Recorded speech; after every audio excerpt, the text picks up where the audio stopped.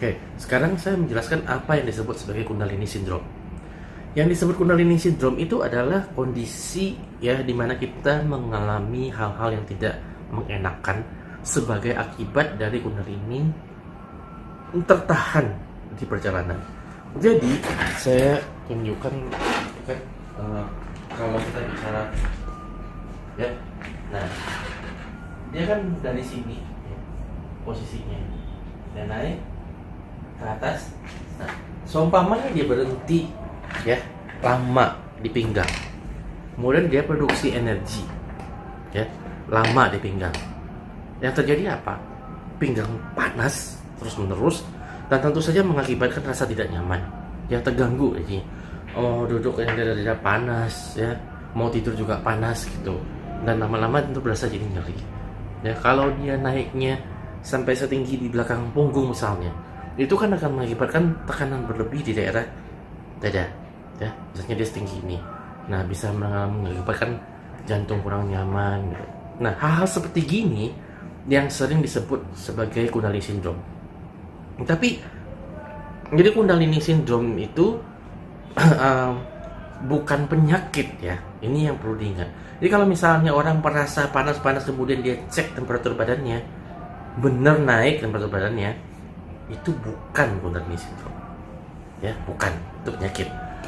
Kalau dia merasa nyeri-nyeri tulang punggungnya, kemudian dia ronsen terlihat memang ada tulang punggungnya bergeser, ya itu bukan Kundalini Syndrome. Jadi Kundalini Syndrome ini hanya efek dari kelebihan energi yang secara konvensional tidak bisa dilacak penyebabnya dengan peralatan kedokteran. Jadi peralatan kedokteran kan masih konvensional ya, yang kebanyakan itu nggak bisa. Tapi kalau kita menggunakan yang lebih kayak yang bisa mendeteksi energi sel apa, itu akan kelihatan ya.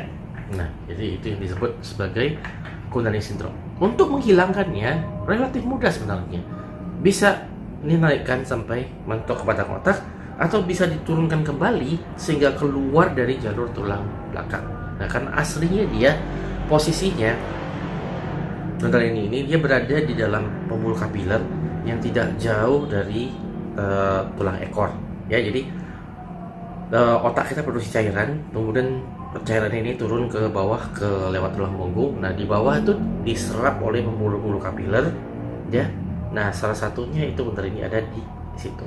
Jadi ketika dia aktif itu dia masuk ke perbatasan antara tulang belakang dengan tulang ekor ya, yang masuk, kemudian itulah dia mulai naik ke atas. Tapi kalau dia ketahan begitu ya, kita bisa mentokkan ke atas atau kita tarik lagi turun sampai ke bawah, itu dengan cara meningkatkan atau menurunkan ya kapasitas energi dari si pemilik tubuh ya. Jadi kalau kita naikkan kapasitas energi niatnya, Kundalini ikut naik.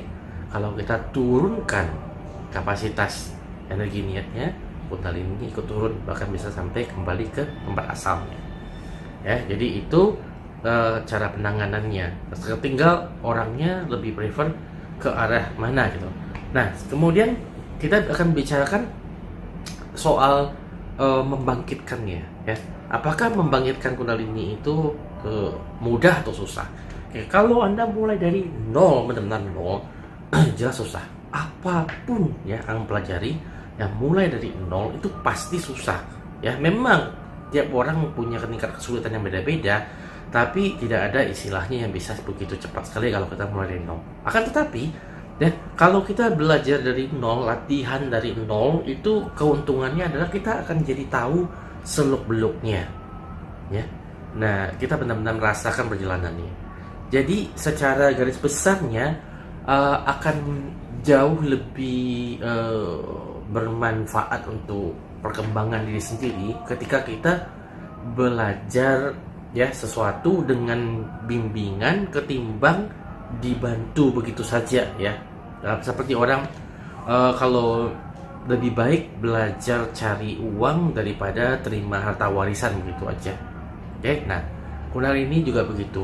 Latihan yang dibantu, dibimbing itu lebih baik daripada sekedar dinaikkan. Tetapi tidak semua orang punya kesabaran atau punya waktu untuk itu, ya. Makanya banyak orang yang ingin kundalini dibantu dinaikkan. Nah, untuk video berikutnya saya akan bicarakan lebih jelas tentang masalah naikkan kundalini ini. Oke, jangan lupa kalau Anda suka ya video ini, like, comment, share, dan jangan lupa kalau untuk subscribe kalau Anda belum subscribe.